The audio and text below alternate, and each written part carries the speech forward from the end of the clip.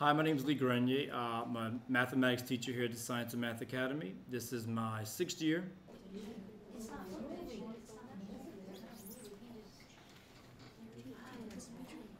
Still thinking about it?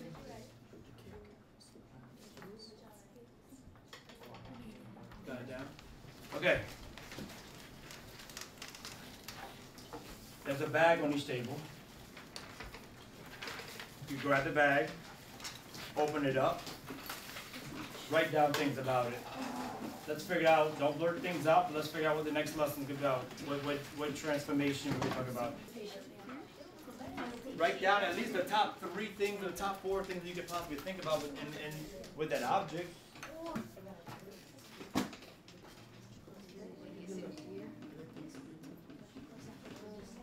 This one. We have a drill. The tip of the drill rotates. The trigger and the reverse button translate. So the trigger and the reverse button. Okay, you're listening, right? And then the last one, the speed switch, kind of does a rotation because it comes from the low slide, comes to a high side, and then goes back to a low side. So it is different what? Different Speeds, or different speeds. Yes. Q-tips? Q-tips, and not used. And they're rotating. Stick my ear. So you just don't put them in your ear and take them out? No. Good. Yes, right? Good. And then a bag reflects. And the bag reflects. Good. Alright, this is what today's lesson's about. About another minute, that's all we have. One of the best parts about any movie, right here.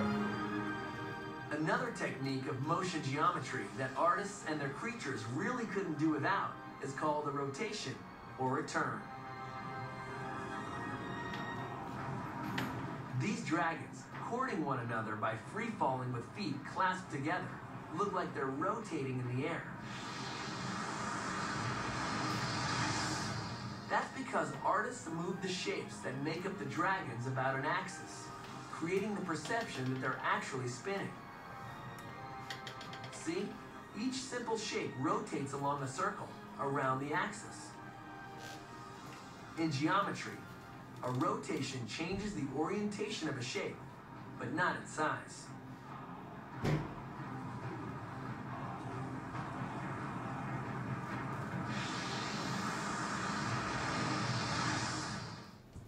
So everything rotates from a point. See the picture, the background? What is it? A Ferris wheel. And what's it doing? It's rotating. From a point in the center, right? Is that the only rotation it can do? It's just right there. Does every object, is it just gonna rotate from the middle? No, it can rotate. It can go like this. And that would be rotating. That would be what? That would be flipping. How can I rotate this using different points? We can rotate from the point on the side. Think about this right here. This is the middle. So if I took my pencil or something and kind of stabbed it in the middle, it's rotating from the middle. Can I do it anywhere else and it still rotate? You can do it from the corners. The corners. This way? I'm talking about a different spot. Different spot of point Corners. rotation. The corners. Yeah, look, you can do this. Stab it right here. It's still rotating? Did what happened to the shape? Nothing. Nothing, so the shape did what? Got cut. It stayed the same, right? Good, point of rotation, good. What else do we need to know about rotation? Good. Counterclockwise and clockwise, what's the difference? Counterclockwise. Like that. So we know that, so we don't have to write that down? We good? Okay. And what else? There's something else. If we are rotating or translating, we're doing all this on a coordinate plane, we need to know something else. Where it goes, What? where it goes and how far. Okay, so if I'm on the coordinate plane, we're dealing with, come on. Time. I'm hearing it. Nope. Direction. Well, the direction would be the orientation of the counterclockwise or clockwise. Transformation? No. The degrees of that. Degrees. Oh. We have to know degrees, right? Yes. See it? We know all the degrees on the coordinate plane. Like birds. Yes, no, yes, no. We should, right? We took a quiz a long time ago on the coordinate plane. What quadrant is all this right here? That's the first quadrant. Quadrant 1. And all of this, what kind of angle is this? So it's 90 degrees, right? And all of this is 9 degrees. And all of this is 90. All of this is. And then what does it really make? It makes a circle, so we're rotating, right? We're making a circle. How many degrees altogether? 360 degrees. Good. Take a look at this right here. Lights off for a second. This figure was rotated 180 degrees from its original position. How am I supposed to know what's its original position or not? Ethan, what you think? They're already pointing 180 degrees at all times. They are. If I want to rotate this 180 degrees, do I have to know clockwise or counterclockwise? Yes. No. That's what I'm getting at. Why don't I? Because they never told you It's going to be specifics. not in the same plate, but look, watch. So, for instance, start right here. Let's all focus on the very top part of that triangle. If I rotate to right here, how many degrees? 90. And my 180? 180. Right here. So what have we noticed? What do we know about 180 degree turns now? They're all. They're going to be what from each other? Completely opposite from each other. And you don't need to know. Correct. Like, You don't need to know the original. We don't need to know Which way is clockwise. Good. All right. Let's go to number 1.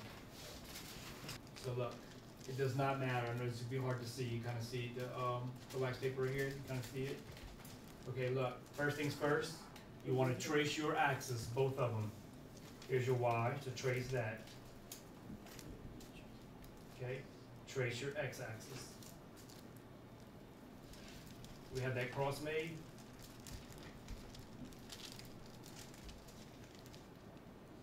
And then trace your original figure.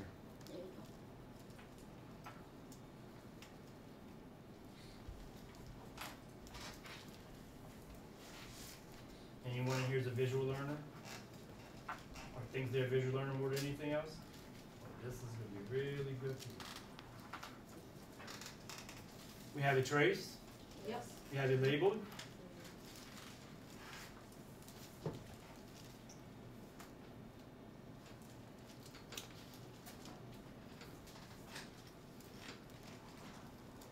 All right, you want to rotate 180 degrees? Mm-hmm. Do I have to know what direction we're going? No. Where should it end up? And opposite of it. Opposite So of it. quadrant 1. Y'all ready?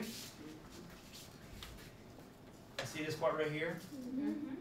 Okay, so if I'm going to rotate, watch. See my y right here? It's going down, it's going down. It's going to end up, so this would be 90, and then this would be 180. So that's where your new figure is going to be, 180 degrees. That's the best part about using wax paper when it comes to transformations. What's another way we can figure this out?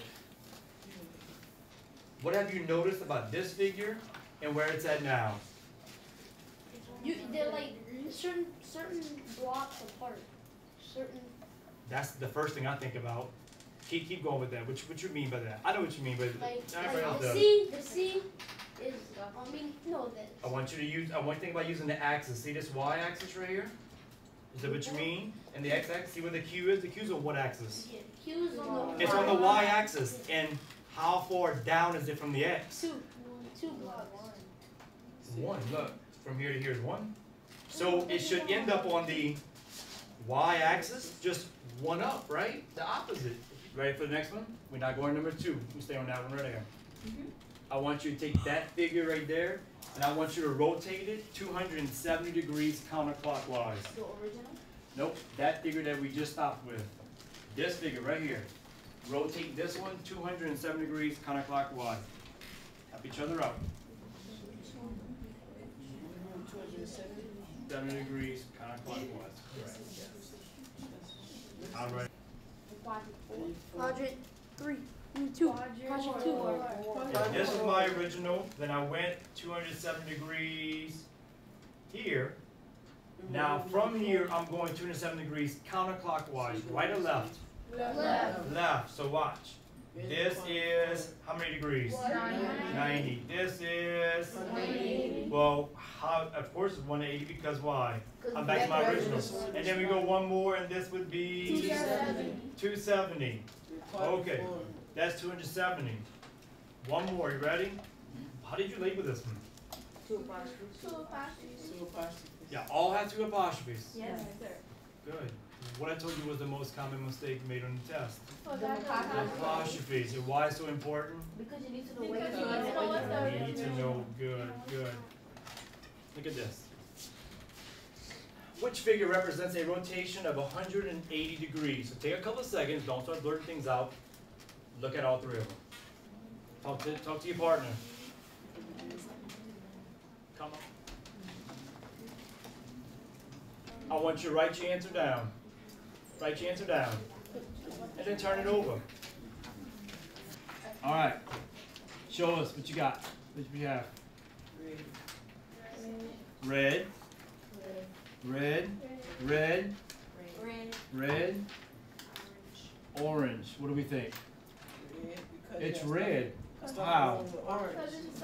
Which was my original one? The orange because it's Why is the orange one my original one? ABC is no apostrophe. No apostrophes. And what does that red one tell us? It has 1. Good. Next, so we go from the orange, you're going to keep going in the blue.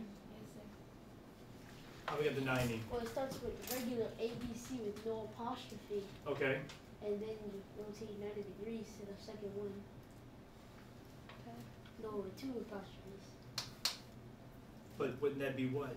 Skipping the That would- one. Yeah. So that means the blue one, according to 90 degrees, should have One apostrophe. 1 apostrophe. It is 270. Good. On this sheet I'm giving you, complete number 2, by yourself, no wax paper. Answer.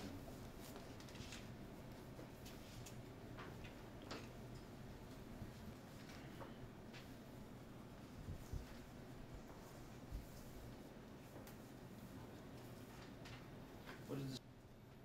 When you have your answer, just flip your paper over. When you're 100% sure what shape even look like. What do you think the original? Irregular. It's what it's called. It's the irregular shape. I thought it was, or what? And what do we think about rotation so far? Really good. So translation rotation's good so far? Yeah. Original, new. I saw some of you turning your paper. I had it upside down like that one was. I have it in my head. So these are not labeled now. They're not labeled. We don't have like A, B, C, D, and E or anything. What's a good way? If they're not labeled and we don't have wax paper, how can I figure this out? You turn your paper. Okay, but what if you forget to turn your paper? I have a lot of you that not gonna turn your paper because you're probably gonna forget about that. How many blocks away? What you mean by counting? Like count how many blocks away it is from the end? So if this is my original right here, how many points is away from the y-axis? Just 1, right? And it's right next to what number? 5. Right here, good. So it should be, if I'm going 90 degrees, it should be 1 away from this axis, right? It's another little hint, so. The lesson today that my kids learned was on rotation. And rotation is the 8th grade Common Core State Standard. And I always found that using a supplement like wax paper, y'all seen that all my kids can see it visually. We did rotation, and my biggest thing is I'm always liking to put my kids together in groups because that's really much how you learn. I like to start off with just going over one problem and then having them go over the other problem. So.